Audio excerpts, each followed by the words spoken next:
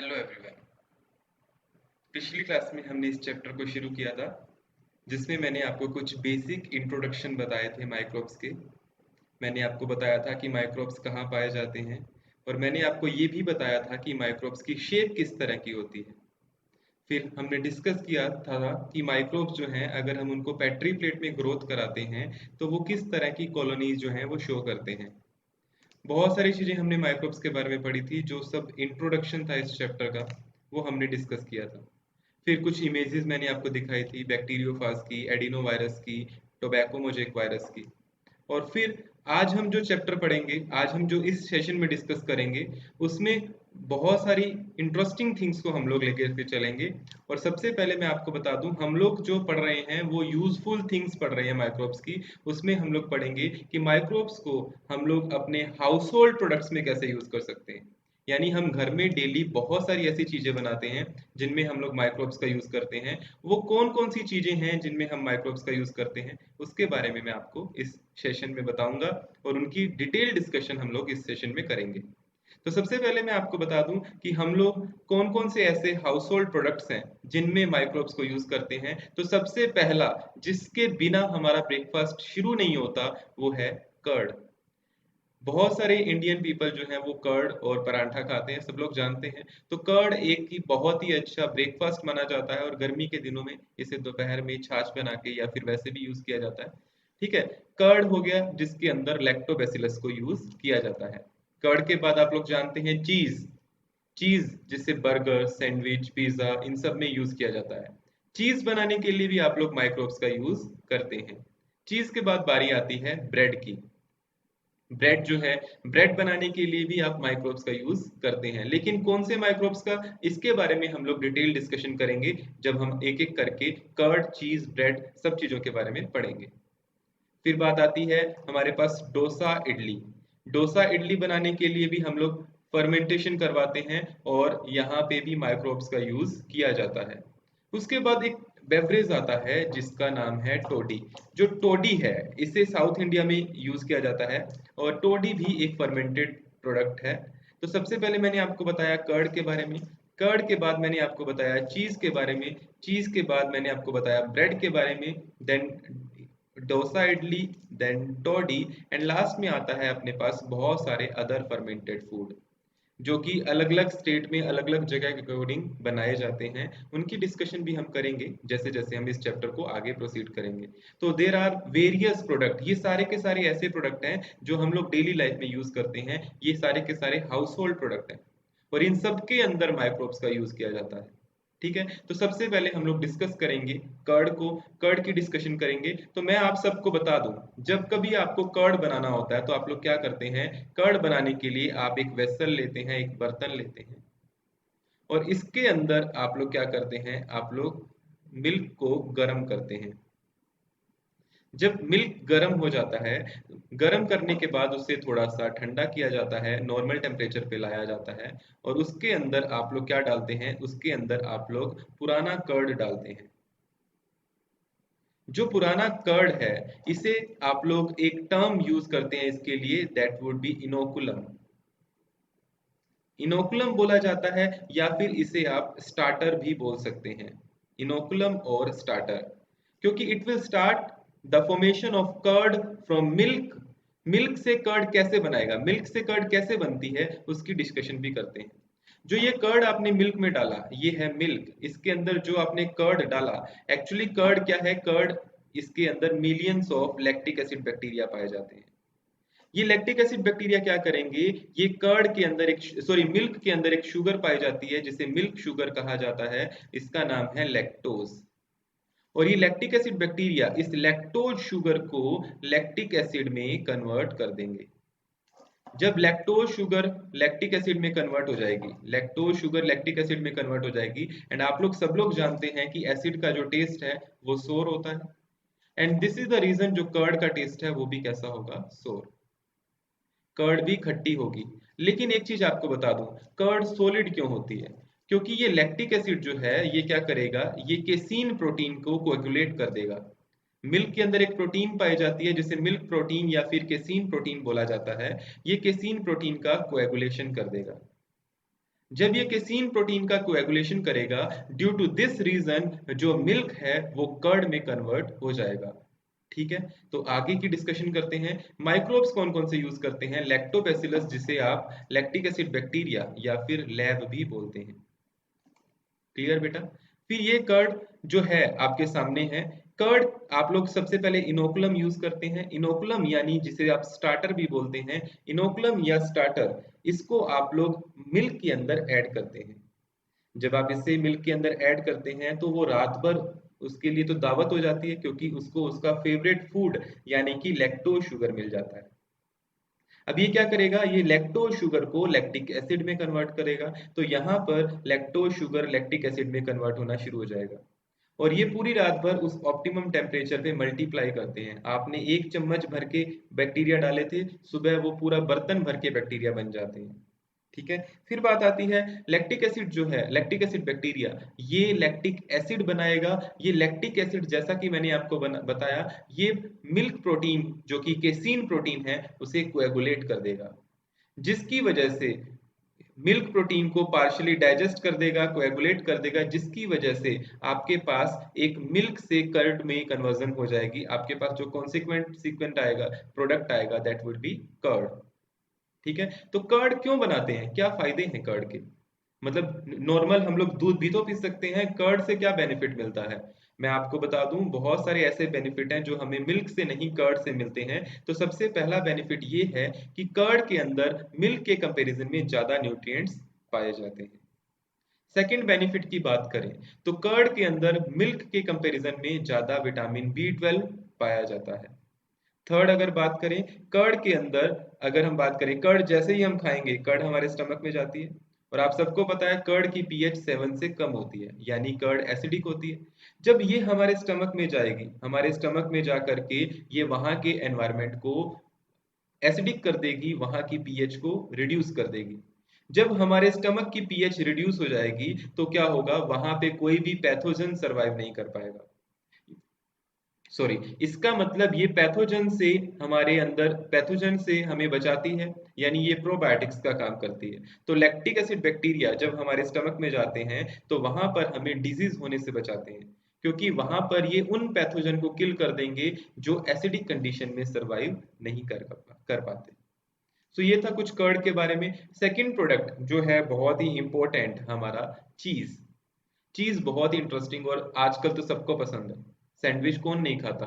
Burger, pizza, सबके अंदर चीज यूज की जाती है। तो ये जो चीज है, ये चीज भी बहुत डिफरेंट तरह की होती है, और ये एक ओल्डेस्ट फूड आइटम है जिसमें माइक्रोब्स को यूज किया जाता था। ये एक फूड आइटम है जिसमें माइक्रोब को यूज किया जाता था। इसके अंदर क्या होता है? चीज कैसे बनती है?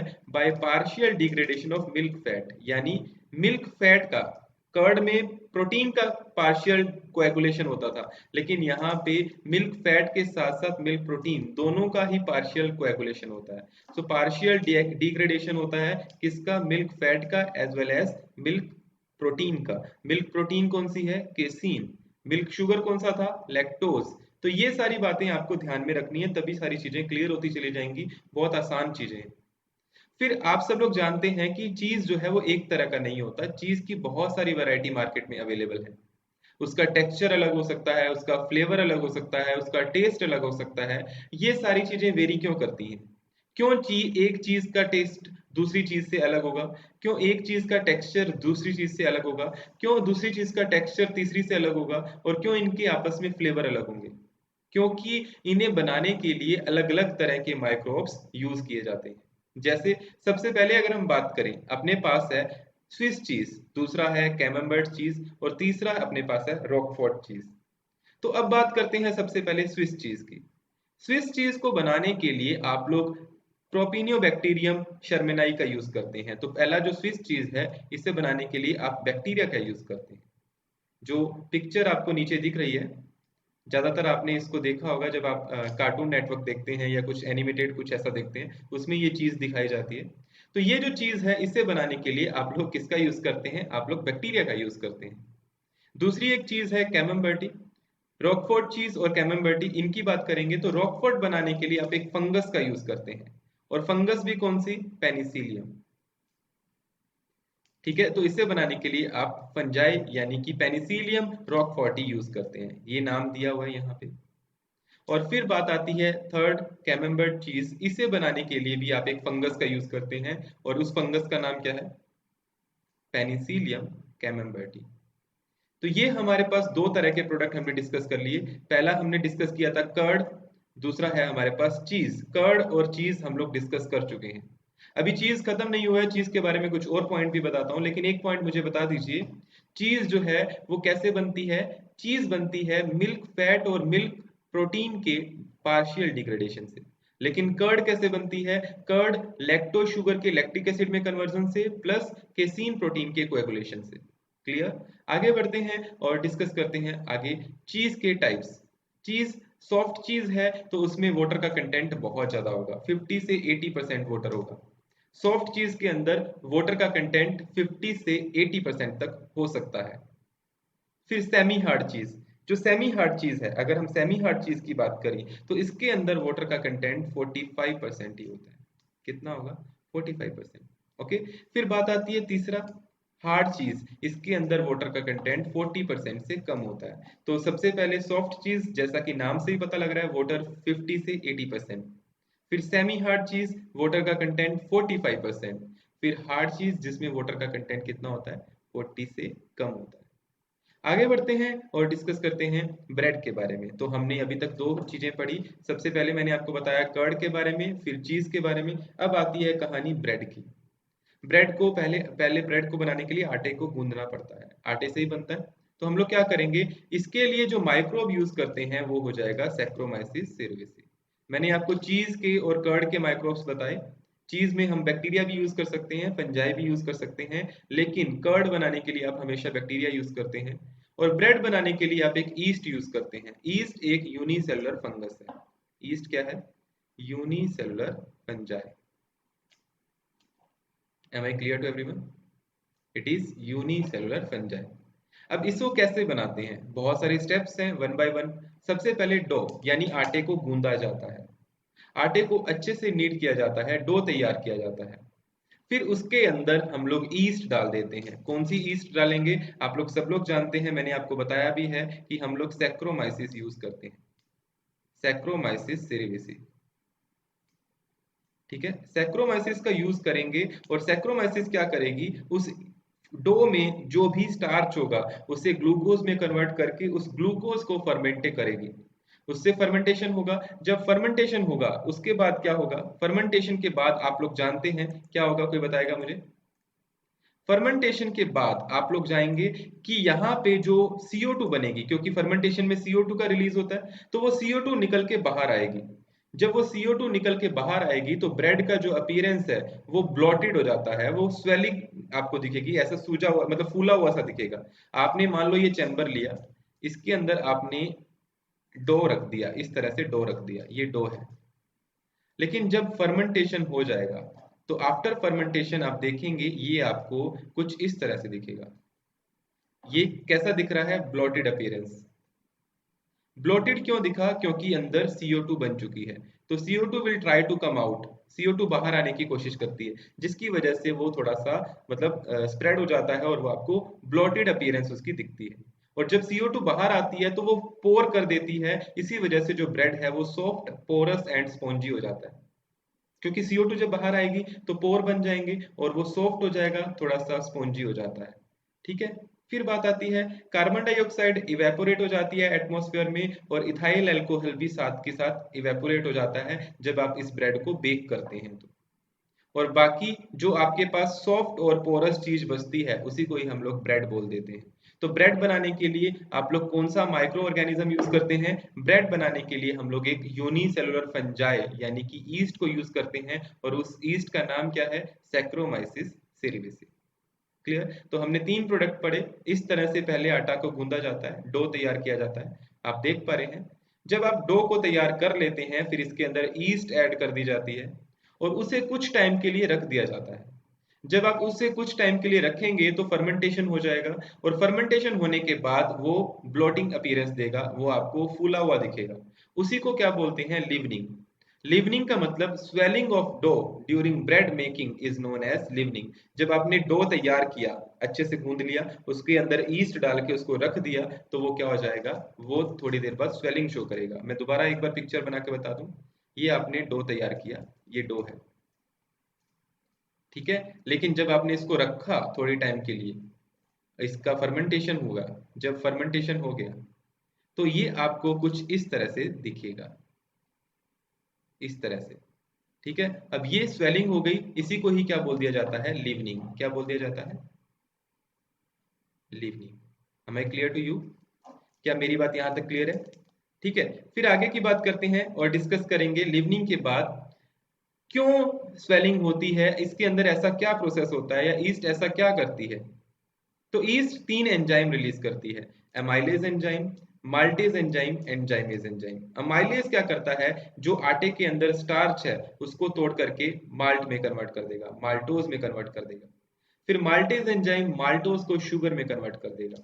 और जाइमेज भी कुछ हद तक ये सारे काम करता है। तो अमाइलेज, जाइमेज एंड माल्टेज, ये तीनों एंजाइम सैक्रोमाइसिस सेरेविसी रिलीज करती है। और ये क्या करेगी, ये उस आटे की लिवनिंग करा देगी, उसे स्वेलिंग करा देगी, जिससे उसमें जो भी शुगर था उसका फर्मेंटेशन हो जाएगा। फर्मेंटेशन से CO2 और इथाइल अल्कोहल बनेंगे, जो कि इवेपोरेट हो जाएंगे बेकिंग के टाइम पे। पीछे बचेगा अपने पास पोरस एंड सॉफ्ट ब्रेड, ठीक है। आगे बढ़ते हैं और डिस्कस करते हैं next product, that is dosa and idli. अभी तक मैंने आपको तीन प्रोडक्ट पढ़ाए, कर्ड, चीज, उसके बाद ब्रेड। अब बारी आती है डोसा और इडली की। डोसा इडली देखते ही बहुत एक माउथ वाटरिंग कंडीशन है, देखते ही मन करता है खाने का। इसको बनाने के लिए भी फर्मेंटेशन का यूज किया जाता है, यानी माइक्रोब्स की प्रेजेंस में ही इसे बनाया जाता है। और इसके लिए आप रॉ मटेरियल की जगह पे क्या यूज करते हैं, राइस यूज करते हैं। राइस के अलावा आप ब्लैक ग्राम, काले चने यूज करते हैं, और उड़द की दाल को भी यूज किया जा सकता है। तो राइस, ब्लैक ग्राम या फिर उड़द की दाल को यूज किया जाता है, और उसका फर्मेंटेशन कराने के लिए बैक्टीरिया का यूज करते हैं, ठीक है। अब बात करते हैं कैसे, कौन कौन से बैक्टीरिया यूज करते हैं। ल्यूकोनोस्टक, याद रखिएगा डोसा इडली बनाने के लिए ल्यूकोनोस्टक एंड स्ट्रेप्टोकोकस को यूज किया जाता है। Leuconostoc and Streptococcus, I am writing here Leuconostoc, इस बैक्टीरिया को यूज किया जाता है। और सेकंड जो हम यूज करते हैं that would be streptococcus. Am I clear to everyone? तो स्ट्रेप्टोकोकस एंड ल्यूकोनोस्टोक को यूज किया जाता है। ये दोनों ऐसे बैक्टीरिया हैं जो क्या करते हैं, डोसा एंड इडली बनाने में यूज करते हैं। और रॉ मटेरियल की जगह पे राइस, ब्लैक ग्राम और उड़द, इन तीनों को यूज किया जाता है। डोसा इडली में होता क्या है, आपको पता है, राइस के अंदर पाया जाता है स्टार्च। राइस के अंदर क्या होता है, स्टार्च। आप लोग ध्यान दीजिएगा, सबसे पहले राइस, राइस में है स्टार्च। स्टार्च में दो चीजें होती हैं, अमाइलोपेक्टिन एंड अमाइलोज। अमाइलोपेक्टिन होता है ब्रांच्ड, दिख रहा है आपको, अमाइलोपेक्टिन होता है ब्रांच्ड, और अमाइलोज होता है लीनियर और नॉन ब्रांच्ड, अनब्रांच्ड। तो स्टार्च के अंदर दो तरह के पॉलीमर पाए जाते हैं, एक लीनियर होते हैं, अनब्रांच्ड होते हैं, और दूसरे ब्रांच्ड होते हैं। ब्रांच्ड वाले को अमाइलोपेक्टिन बोला जाता है, और अनब्रांच्ड वाले को लीनियर या फिर अमाइलोज बोला जाता है। अब ये क्या करेगा, ल्यूकोनोस्टक या Streptococcus, they will release an enzyme that is amylase. और अमाइलेज क्या करेगा, अमाइलोपेक्टिन की ब्रांचेस को तोड़ देगा और अमाइलोज को मोनोमर में कन्वर्ट कर देगा। अब ये मोनोमर आ गए, इनका होगा फर्मेंटेशन। इनका क्या होगा, फर्मेंटेशन। इनका फर्मेंटेशन होगा तो आपके पास जो बैटर तैयार होगा उसको आप यूज करेंगे डोसा एंड इडली बनाने के लिए। तो सबसे पहले आपने पॉलीमर को मोनोमर में कन्वर्ट किया by the using an enzyme, that enzyme is amylase, that was released by this bacteria, and these bacteria will ferment these subunits, and they will convert them into batter that can be used for the production of dosa and idli.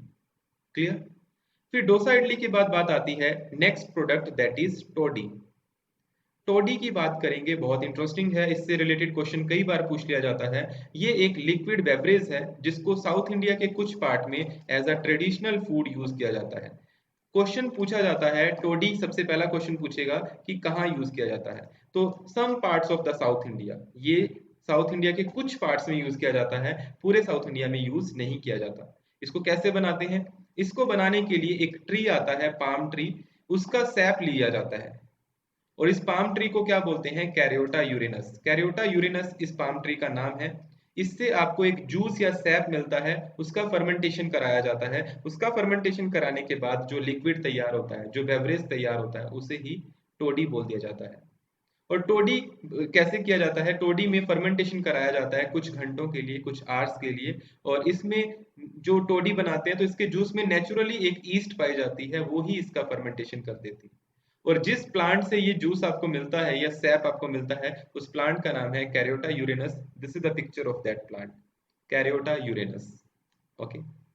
फिर other foods की बात करते हैं। मैंने आपको बताया था बहुत सारे फूड हैं जिन्हें हम लोग यूज करते हैं बनाने के लिए। सबसे पहले मैंने कर्ड, फिर चीज, फिर ब्रेड, फिर डोसा इडली, देन हमने उसके बाद टोडी की बात करी। अभी हम बात करते हैं अदर फूड की। इसमें क्या करते हैं? सोयाबीन लेते हैं। सोयाबीन का क्या करते हैं? सोयाबीन और वीट को मिक्स कर देते हैं। सोयाबीन और वीट का पाउडर बना लोगे, उसे मिक्स कर दोगे, उसका फर्मेंटेशन कराओगे।